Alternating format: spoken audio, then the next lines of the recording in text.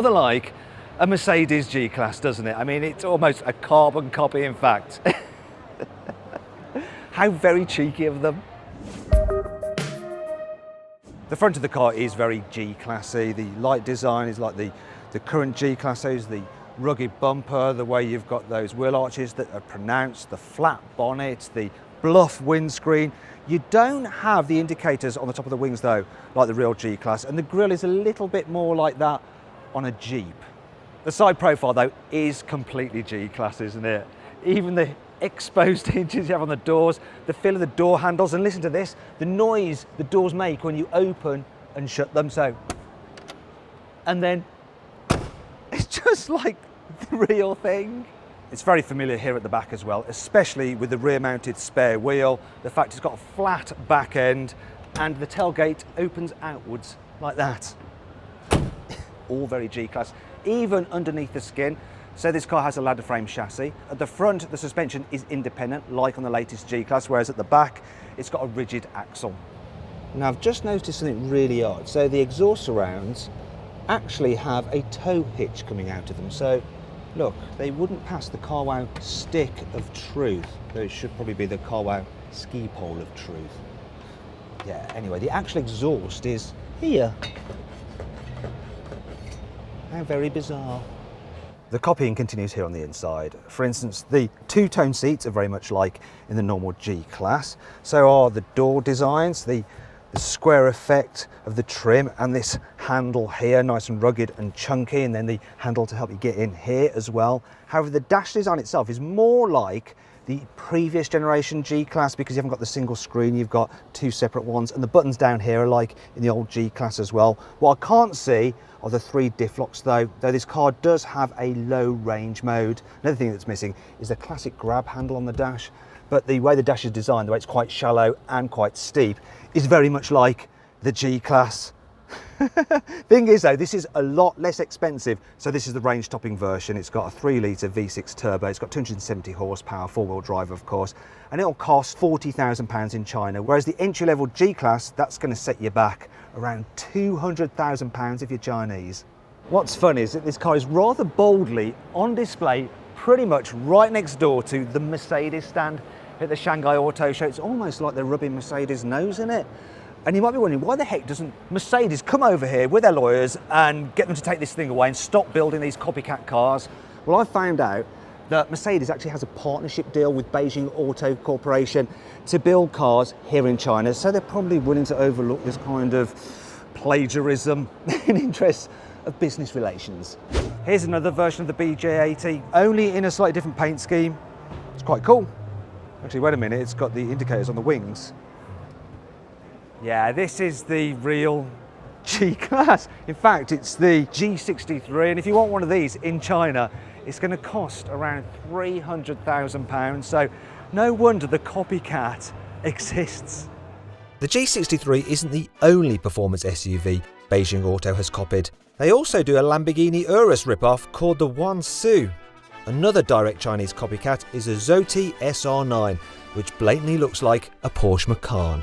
Then there's the Landwind X7, which is a cut and paste previous generation Range Rover Evoque. In fact, the company just lost a lawsuit in China against Land Rover over this car. Now what it appears the Chinese are doing is, rather than doing blatant outright copies which can get them into trouble, they're just borrowing certain design elements from other cars and then amalgamating them all onto one vehicle, as I'll show you now on this stand here with BYD, which stands for Build Your Dreams. So this is the Tang, and it's a hybrid SUV. It's actually got a 2-litre turbo, 2 electric motors, and can do 0 to 60 in just 4.5 seconds. But this rear 3/4 is rather like another hybrid SUV, one that's not quite so quick. Can you guess what it is? Yeah, a Lexus RX. You see it? It's quite obvious, really. I don't know about you, but I'm picking up quite a lot of Audi Q5 vibes from this song. The crease down the side, the way it kind of curves over the wheels, it's a little bit Audi Q5, isn't it?